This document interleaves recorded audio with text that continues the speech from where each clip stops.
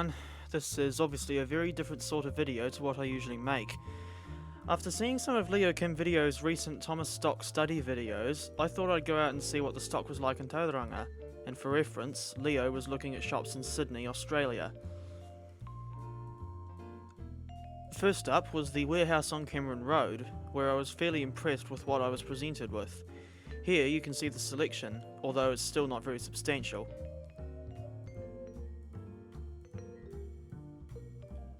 I was quite puzzled to find this Trackmaster 2 James with the original 2014 packaging out on the shelves, and right next to the modern packaging as well.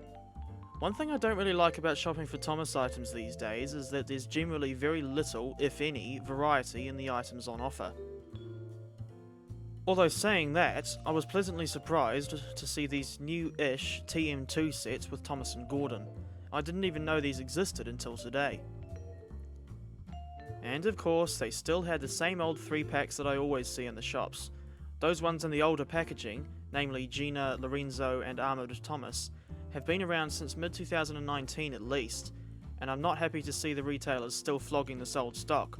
You'd think it would have been updated by now. Incidentally, I remember I got my Lorenzo at the Kmart in Palmerston North back in July 2019.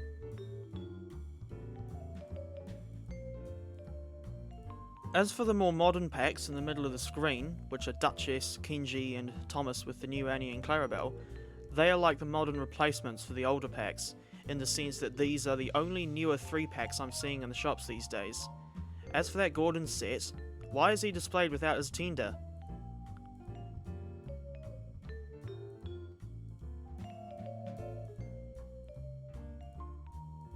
The next stop was Farmers at Bayfair, and for those who don't know, Farmers is a fairly fancy department store chain here in New Zealand. This selection wasn't too bad, except that, as per usual, there weren't really that many new items. That Sodor Steamies pack looked pretty enticing, but I didn't buy it for a number of reasons. 1. Why are Harold and Kevin there when they are not locomotives, let alone steamers? 2. I just do not like the way many engines have been rendered in the Trackmaster Push-Along series, especially James, Gordon and Emily. This really useful engine pack is another thing I don't really care for, mainly because I think that the Trackmaster 2 Henry looks terrible, especially with that oversized firebox and tiny cab. Also, I think Charlie is a poor choice for inclusion in this pack, because he's just not a very good character in my opinion, especially with his horrendous jokes. And as per usual, there's always a lot of Nia or Rebecca models left behind. I dare say it's because they're not very popular characters. I wonder why. And the next stop was Kmart, which is still going strong in New Zealand and Australia despite the fact that it's pretty much dead in the US. This was pretty much a wasted effort, as you can see here. And as Leokimvideo has so often said, you can't make a cent with empty pegs. I've never seen the Thomas section completely empty before, so this was really sad to see, especially since we're less than a week out from Christmas when I'm making this video.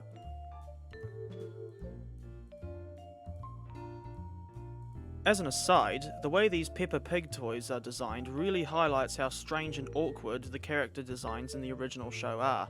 For whatever reason, I always see Peppa items placed near the Thomas items. One thing's for sure, this guy was certainly pretty surprised at the complete lack of stock.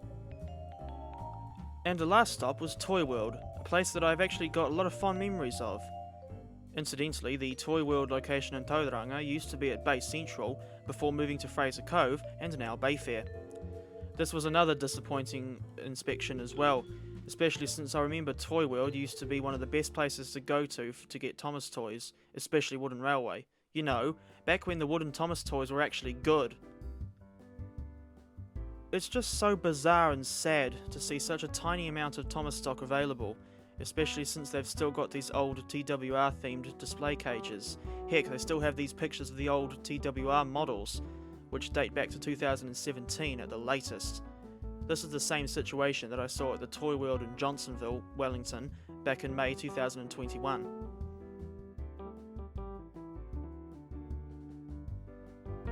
It should go without saying, but I think it's shocking that there's so little Thomas stock, or rather so little variation of Thomas stock, available these days, especially when we're so close to Christmas.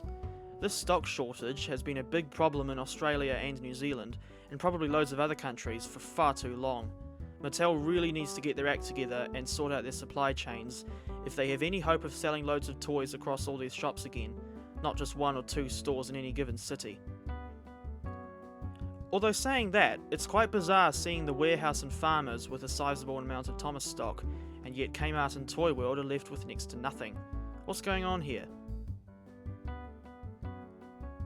But enough of me whinging about the lack of toy trains in some shops. Let's finish with some real locomotives instead. This is KiwiRail's DL 9481 approaching the Matapihi Road crossing near Bayfair. The locomotive was hauling train 483, which is a Kinleith to Mount Maunganui service. Incidentally, this is the same locomotive that I saw the other week when I was chasing train 363 down the line to Kawerau.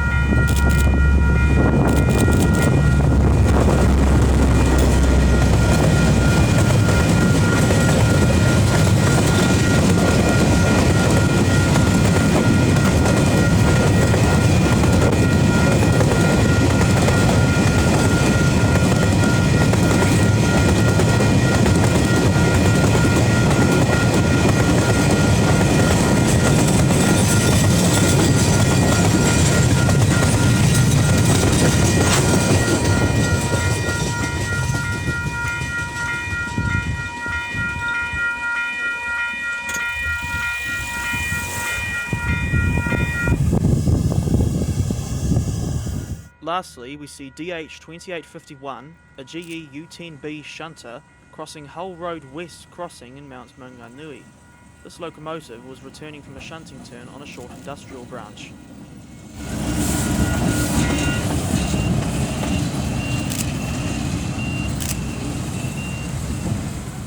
Thank you for watching, and I hope you enjoyed the video.